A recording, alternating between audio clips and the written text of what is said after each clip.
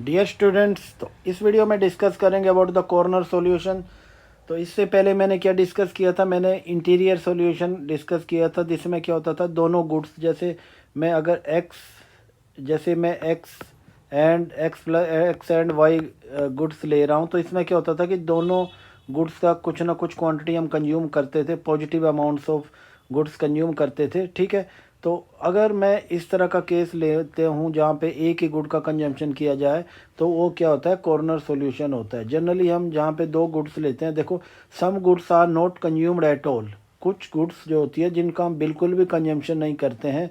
Solution lies on axis, solution axis में लाई करता है। Only one good is consumed, the entire income is spent on the single good. देखो पहले क्या case हो रहा था, जैसे मैं इस तरह से केस ले रहा हूँ, मैं ऐसे बजट लाइन ले रहा हूँ, ऐसे इंडिफरेंस कर्व ले रहा हूँ, तो यहाँ पे देखो दोनों ये एक्स और ये वाई, हम दोनों कमोडिटी का कुछ ना कुछ कंजम्पशन कर रहे हैं। ठीक है, पर हमारे पास अब ऐसा केस आ रहा है जहाँ पे हम क्या कर रहे हैं, एक ही गुड का, ओनली वन गुड का कंजम्पशन कर रहे हैं और दूसरी का नहीं कर रहे हैं। जैसे लाइफ में हम इस तरह की सिचुएशन फेस करते हैं जहाँ पे हमें कार ख़रीदना है या हमें हाउस ख़रीदना है। ठीक है, ठीक है, इस तरह के हमारे पास सिचुएशन आ जाती है जहाँ पे हम इधर कार के लिए जा सकते हैं, हाउस के लिए जा सकते हैं। तो इस तरह की कंडीशन में हम कहा क्या, कॉर्नर सॉल्यूशन वाली सिचुएशन बनती है। ठीक है, तो यहाँ पे मैंने देख लिया कि यहाँ पे एक्सिस कौन हो गया, ये हमारा क्या हो गया, ये देखो जैसे ये वाई एक्सिस हो गया और ये ओ और ये एक्स एक्सिस।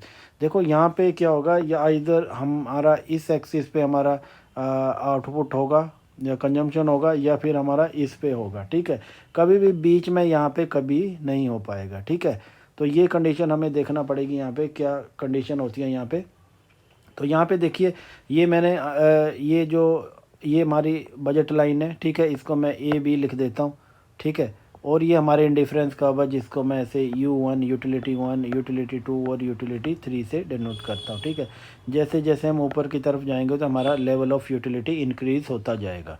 तो देखो यहाँ पे क्या आ रहा है कि हमारा बी पॉइंट पे टेंजेंसी आ रही है, किसकी, हमारा जो कंडीशन जो हमारा फुलफिल हो रहा है, कौन सा कंडीशन फुलफिल हो रहा है कि हमारा टेंजेंसी जो बन रही है बजट लाइन और हमारी, किसमें, हमारी बजट लाइन और हमारी इंडिफरेंस कर्व में टेंजेंसी हो बी पॉइंट पे मिली है। और बी पॉइंट क्या हो गया कि हमारा वाई का कंजम्पशन कितना है, वाई इज इक्वल टू 0, और एक्स का ही सारा इनकम जो है हमारा एक्स पे ही स्पेंड की जा सकती है। ठीक है, तो हमारा कितना होगा उसका एम अपॉन पी एक्स, जो भी इंटरसेप्ट होगा इसका। ठीक है, तो हमारा इतना सारा जो भी कंजम्पशन होगा, अब ये सारी इनकम हमारी एक्स कमोडिटी पे ही स्पेंड की जाएगी। अब जैसे देखा जाएगा, अगर हमारे ये जो इंडिफरेंस कर्व जैसे मैंने ऐसे ड्रॉ किए हैं, अगर ये इस तरह से होते, कुछ जैसे इस तरह से होते, इस तरह से होते, तो क्या होगा, फिर हम वाई कमोडिटी का ही कंजम्पशन करते हैं यहाँ पे। ठीक है, तो यहाँ पे टेंजेंसी हो जाती। तो यहाँ पे आपको एक चीज़ देखनी है कि जहाँ पे भी आप इस तरह का कॉर्नर सॉल्यूशन बन रहा है, ठीक है, तो वहाँ पे आपको क्या करना है कि यहाँ पे देखो कि अगर आपको देखो, यहाँ पे देखो आप स्लोप देखना पड़ेगा आपको फिर से यहाँ, कि जो हमारा जो ये इंडिफरेंस कर्व जा रहा है ऊपर से, इसका स्लोप क्या है, ये हमारी बजट लाइन की स्लोप से ज़्यादा है। देखो इसकी स्टीपनेस ज़्यादा है। तो ये चीज़ आपको ध्यान रखनी है कि जब आपका क्या हो गया, ये स्लोप जो होता है आपका, ठीक है, बजट लाइन का, उससे क्या कहते हैं, MUX upon MUY greater than PX/PY। ठीक है, तो इस कंडीशन में आप क्या करेंगे, आप किसका कंजम्पशन करेंगे, ओनली गुड एक्स का कंजम्पशन करेंगे कॉर्नर सॉल्यूशन के केस में।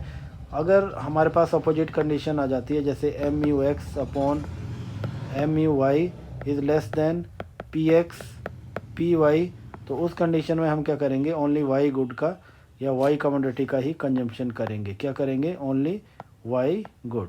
ठीक है, आई होप कि यहाँ तक ये चीज़ें क्लियर हैं आपको कि हम ऐसा क्यों कर रहे हैं। ठीक है, आप ये स्लोप देख के देखो, यहाँ पे फर्स्ट में देखो आप, यहाँ पे जब मैंने यहाँ पे स्लोप की मैं बात कर रहा हूँ, तो ये चीज़ बताने की कोशिश कर रही है कि अगर ये इसकी स्लोप इससे ज़्यादा है, तो जो मार्जिनल यूटिलिटी है एक्स की एज़ कंपैरिजन टू उसके प्राइस, ये काफ़ी हैवी है, काफ़ी ज़्यादा है। ठीक है, तो इसी वजह से हम जिसकी जो हमारे पास जिस तरह से जो मार्जिनल यूटिलिटी ये ज़्यादा आएगी, तो हम उसी का कंजम्पशन करेंगे। ठीक है, ये वाली कंडीशन भी आपको देखना पड़ेगी, यही चीज़ यही बता रही है, ठीक है। और दूसरी कंडीशन में उल्टा बता रहा है कि यहाँ पे मार्जिनल यूटिलिटी ऑफ एक्स है वो रिलेटिवली इतनी हाई नहीं है, ठीक है, और पी एक्स की कंपैरिजन में, ठीक है। तो इसी रीज़न से यहाँ पे क्या बन रहा है, कॉर्नर सॉल्यूशन बन रहा है। और कॉर्नर सॉल्यूशन में एक ही कमोडिटी का कंजम्पशन किया जाएगा और दूसरी कमोडिटी का कंजम्पशन नहीं किया जाएगा, ठीक है। ये चीज़ आपको ध्यान रखनी है। ये तो मैंने नॉर्मल बताया कि जहाँ पे जो है हमारी जो गुड्स जो है वो पूरी तरह से सब्स्टिट्यूट नहीं है, ठीक है। अगर मैं आपको एक ऐसा केस बताऊंगा, वो परफेक्ट सब्स्टिट्यूट वाला केस है। जैसे आपको पता है कि जैसे मैंने ये डायग्राम ड्रॉ किया यहाँ पे देखो, यहाँ पे तो यहाँ पे देखो परफेक्ट सब्स्टिट्यूट वाला केस क्या होता है कि एक गुड दूसरे के लिए परफेक्टली सब्स्टिट्यूट हो जाती है। जैसे मैं यहाँ पे एक यूटिलिटी ले लेता हूँ, यूटिलिटी एक्स वाई लिख देता हूँ, ठीक है। इसको मैं ऐसे कर देता हूँ कि ये आ गया 4x प्लस 3y मैंने कर दिया, ठीक है। तो यहाँ पे देखो हमें स्लोप निकालना है, किसका, हमें इंडिफरेंस कर्व का स्लोप निकालना। तो स्लोप का आपको पता है कि marginal utility x upon marginal utility y, ठीक है। तो ये किसके इक्वल आएगा, मार्जिनल यूटिलिटी ऑफ x कितना है 4 का डेरिवेटिव लेंगे आप यहाँ पे, ठीक है, और मार्जिनल यूटिलिटी ऑफ y कितना है 3 है, ठीक है। तो ये हमारी स्लोप आ गया जिसके साथ कोई भी एक्स वाई वेरिएबल नहीं है, तो ये स्लोप बिल्कुल कांस्टेंट जा रही है हमारी, ठीक है। जब ये स्लोप हमारी कांस्टेंट जा रही है नीचे, ठीक है, तो इसका मतलब है कि ये स्ट्रेट लाइन ही हमारा होगा। जो हमने ये रेड कलर में दिखाया गया है ये हमारा क्या है, ये इंडिफरेंस कर्व है, ठीक है।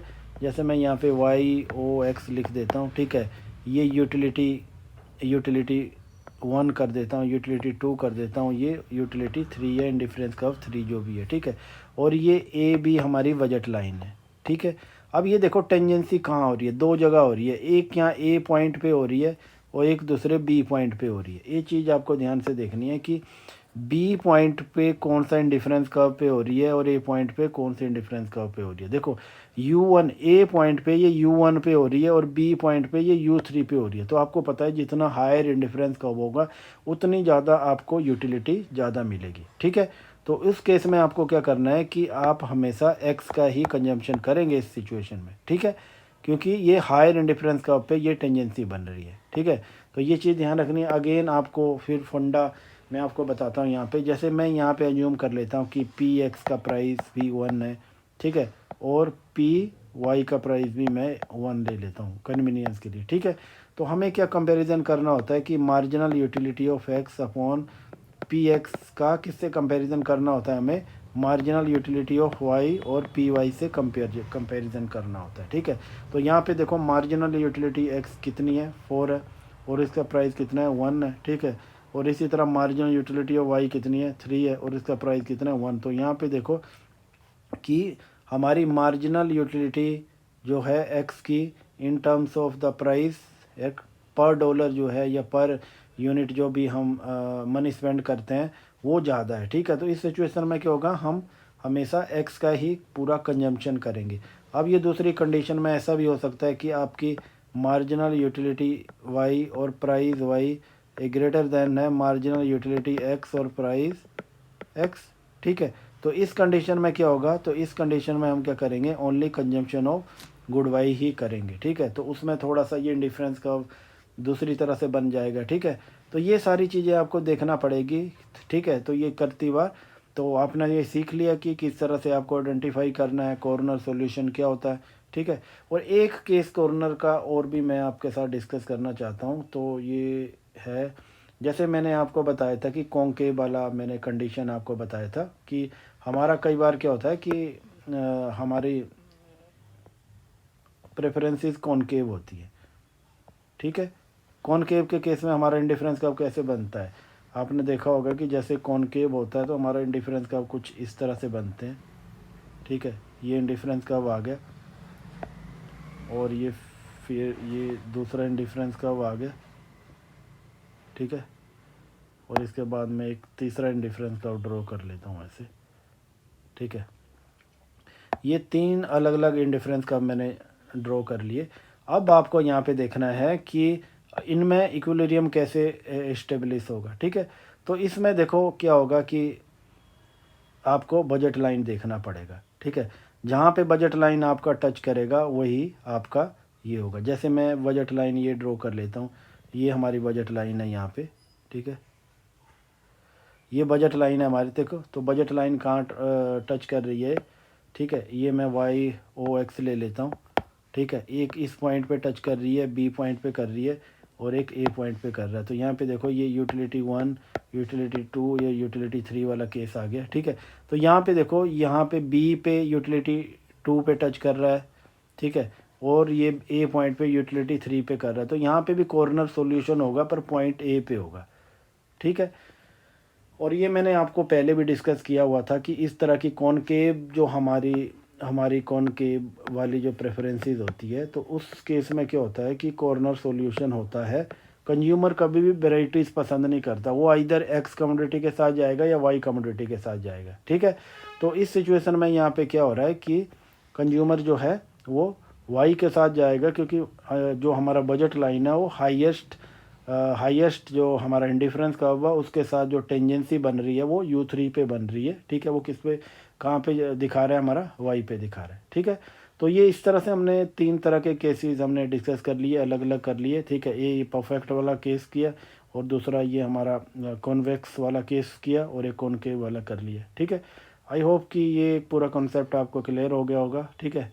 आगे मैं दूसरा कोशिश करूँगा, मैं एक न्यूमेरिकल बताऊँ आपको, एक और कॉर्नर सॉल्यूशन का, ठीक है, जो कि इस वाले कर्व को बताएगा, ठीक है।